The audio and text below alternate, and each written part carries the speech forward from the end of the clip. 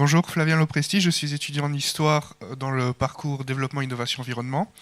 Et je voulais venir sur deux choses. Donc la première, c'est concernant la recherche dont vous parliez tout à l'heure vis-à-vis de sites pour le développement de l'énergie solaire. J'avais vu passer un article qui expliquait qu'il y avait un développement de l'énergie solaire donc, qui était en cours sur des projets, sur des panneaux qui se mettaient directement sur les autoroutes. Donc, est-ce que vous pouvez peut-être, quelqu'un peut peut-être en parler si ça existe, si c'est en projet ou si c'est abandonné parce que ça marche pas, je sais pas. Et alors, mon deuxième point, ça concernait justement la question qui avait été relevée tout à l'heure. Je suis désolé, je suis un peu malade. Donc, la question qui revenait tout à l'heure sur le développement citoyen à travers l'électricité, à travers les nouvelles technologies et à travers l'utilisation de celle-ci. On a eu le cas avec Internet qui était en définitive un mouvement très important pour la récupération des citoyens et le passage de l'information, mais c'est une information qui en définitive se noie parce qu'il y en a beaucoup trop, il y en a énormément et beaucoup de gens ne sont pas formés à aller rechercher l'information. Et donc, on se retrouve en fait assez souvent avec des nouvelles technologies, avec une inertie qui est présente dans la population et qui ne se comble pas parce qu'en définitive, les technologies avancent beaucoup plus vite et de plus en plus vite. Donc ça, quelque part, effectivement, vous l'aviez mentionné, c'est quelque chose qui doit se régler par les écoles, par la pédagogie, et c'est vraiment une question de fond. Vous l'avez mentionné, si vous avez peut-être d'autres projets, d'autres idées, ça m'intéresserait en tout cas d'en savoir un peu plus là-dessus. Merci. Merci. Alors, est-ce qu'on a un spécialiste des panneaux faux solaires sur les autoroutes dans la salle? Oui, Monsieur Houllier, alors allez-y. Vous avez le micro là. Pardon, allez-y. Oui, sur ce projet de route solaire, on avait suivi ça en tant que syndicat de la Gironde. Il y a eu une première expérience dans l'Orne ou en Normandie, si ma mémoire est bonne. C'était l'entreprise Colas qui faisait ça. Ça s'appelle Wattway ou Watt. Et ce que je sais, c'est que les premiers essais n'ont pas été très concluants en termes de productivité d'électricité. Un coût investissement production qui n'était pas rentable jusqu'alors. Alors la technologie peut évoluer, mais jusqu'alors, ça n'a pas pleinement donné satisfaction sur les premiers essais. Merci. Et oui. Pour ajouter sur les routes solaires, comme j'ai pas mal travaillé en Afrique, si la technologie devait être vraiment rentable, surtout qu'en Afrique, il y a beaucoup de soleil. Et pas de route, mais le soleil, c'est ça. On peut se permettre de mettre les panneaux à plat pour une meilleure production, surtout au niveau de l'équateur. Je pense qu'il y aurait certains exploitants d'autoroutes qui auraient fait une autoroute entre Alger et l'Afrique du Sud en voie solaire pour être rentable. Donc s'il n'y a pas de projet qui sort là-bas, je ne pense pas que la technologie soit encore mature. Mais par contre, nous, on travaille sur l'exploitation des centrales flottantes. Donc, on a repéré tous les lacs d'irrigation ou lacs d'enfouissement d'anciennes carrières, pour recouvrir les anciennes carrières, et qui sont décrits comme des sites dégradés. Et de toute façon, il y a l'appel d'offres de la Creux qui favorise ce genre de projet.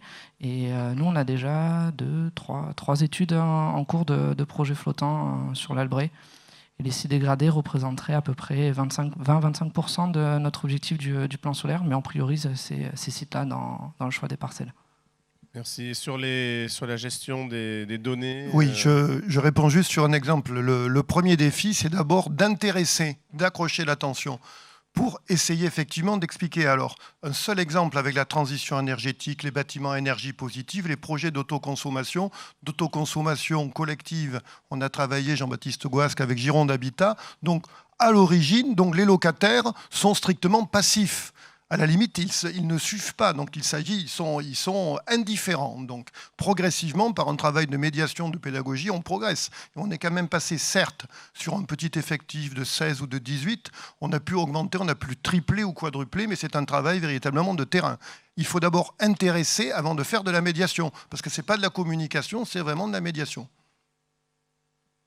D'accord. Bon, il y avait une réflexion aussi sur le foisonnement de données. Est-ce que Souligné quelqu'un... en tout cas, on a compris l'interrogation et le sujet. Est-ce que j'ai d'autres questions? Oui, monsieur, s'il vous plaît. Présentez-vous. Luc Labalette, je découvre un nom qui me rapproche. EDF. J'assiste avec beaucoup d'intérêt à cet échange. Par contre, jusqu'alors, je n'ai pas entendu parler de CO2.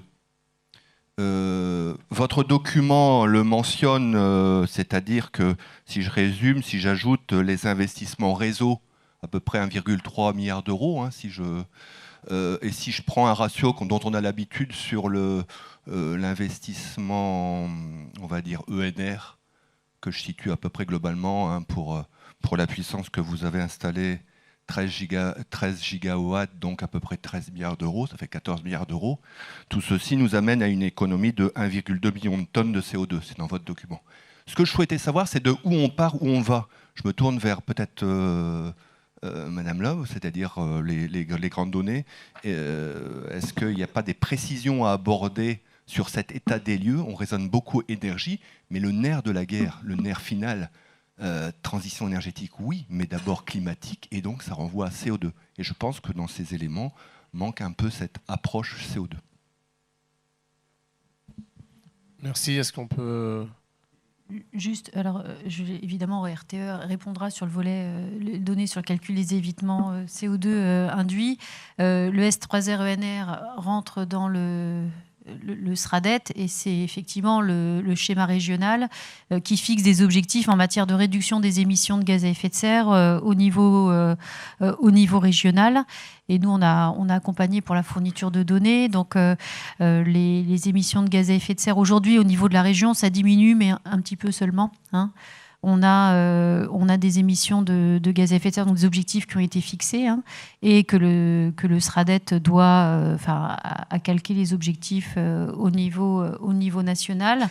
Donc on a une ambition aujourd'hui de réduction. Clairement, on n'est pas dans la pente, hein.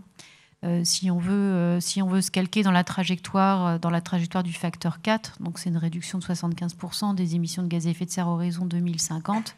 Nous, on suit l'ensemble des émissions donc, issues de la combustion donc, énergétique, y compris non énergétique. Ce n'est pas forcément du CO2, mais c'est l'ensemble des gaz à effet de serre qui font l'objet d'un suivi à l'échelle régionale, au niveau national également. Et aujourd'hui, le SRADET s'inscrit bien dans sa trajectoire du facteur 4, mais du coup, l'ambition dépasse le seul vecteur électricité, hein, et c'est toute une autre série de mesures qui vont porter aussi bien sur des mesures par secteur d'activité, et sur l'ensemble du bouquet énergétique. Donc on ne parle pas pour le gaz par exemple, il y a des stratégies pour passer 100% gaz vert au niveau régional. Là je laisserai des personnes du conseil régional parler à ma place, mais en termes d'évitement de CO2, oui, ça fait partie des éléments que l'on suit.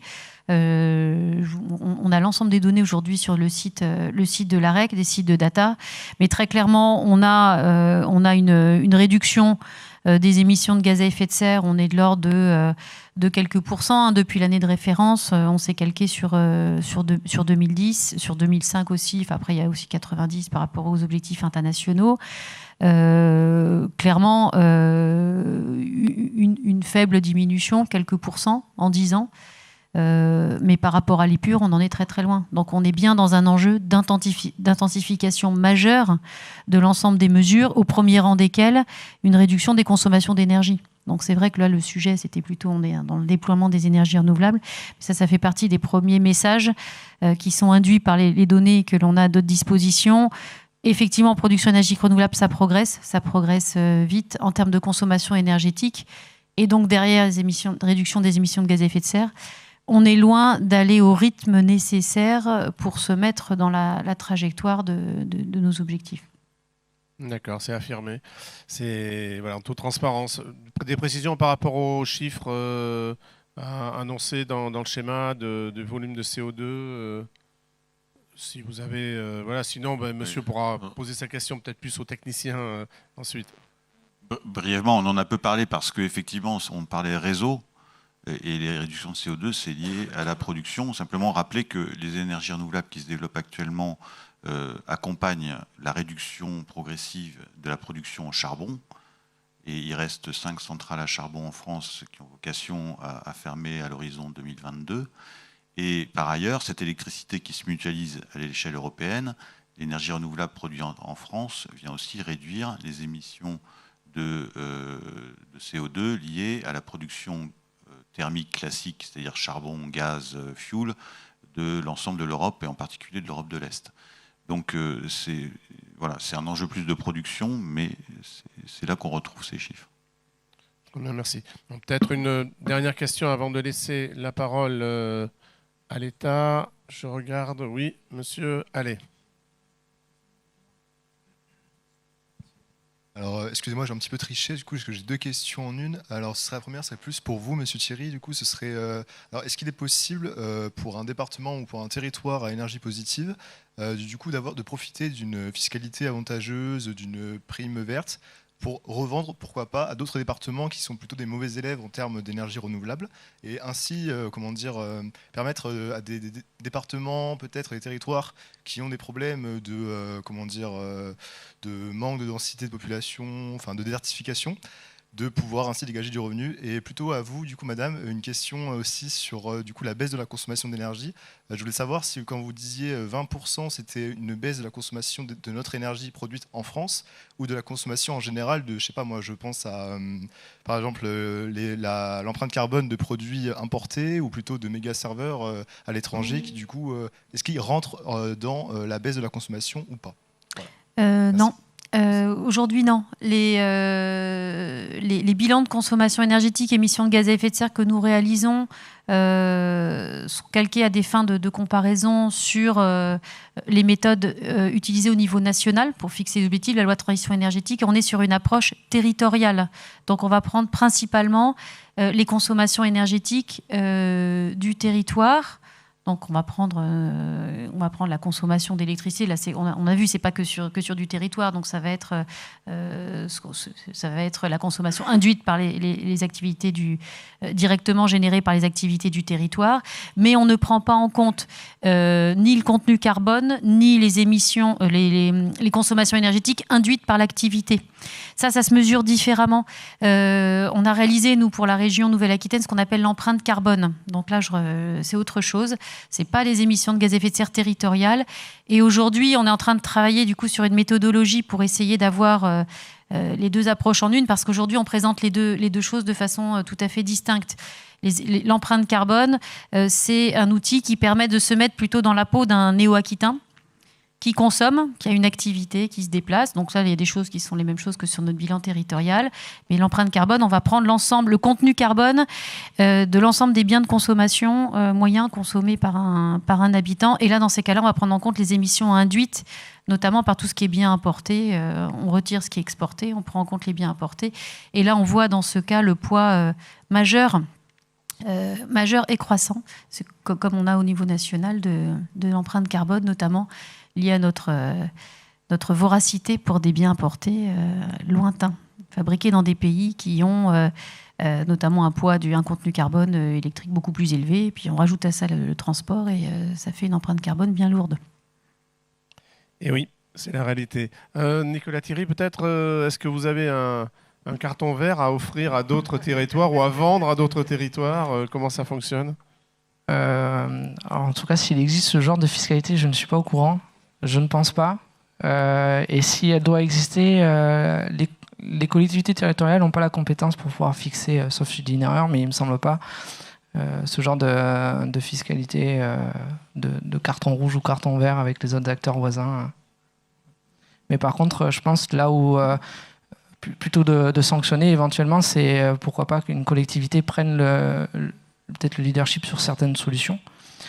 Travaillent bien en interne et après puissent diffuser les solutions qu'elles ont mis en place sur leur territoire. Alors, Albrecht Communauté, par exemple, sur le plan solaire, a essayé d'innover, que ce soit dans la façon de travailler et la façon de mettre en place les choses. On a essayé de faire ça vite, en moins d'1 an. on est par exemple dans le réseau TEPOS, il y a 24 territoires à l'échelle de la Nouvelle-Aquitaine qui ont les mêmes objectifs, les mêmes missions que nous, même si c'est après ciblé de façon différente, mais les objectifs finaux restent les mêmes. Et pourquoi pas faire un copier-coller quand c'est faisable de ce que nous, on aura produit, ou alors adapter en fonction du territoire. Parce que forcément, nous, on est en zone rurale, on ne va pas faire la même chose sur une métropole. Voilà. Donc, complément, Stéphane Houllier. En fait, pour répondre à votre question, elle pose une double question plus générale, c'est comment financer la transition énergétique? Et finalement, deuxième question derrière, pour y parvenir, faut-il imposer, contraindre ou inciter? Et votre idée, ça ressemble finalement à un bonus-malus, hein. Bonus pour les territoires vertueux, malus pour les territoires énergivores et avec peu de capacité de production. Ça aboutirait finalement à une sorte de péréquation inversée, et la Commission de régulation de l'énergie s'est récemment positionnée autour de ça en disant que c'était cette idée que vous évoquez pouvait être une idée d'avenir. Donc voilà, il faut maintenant attendre, comme le dit notre collègue, que le législateur se penche dessus.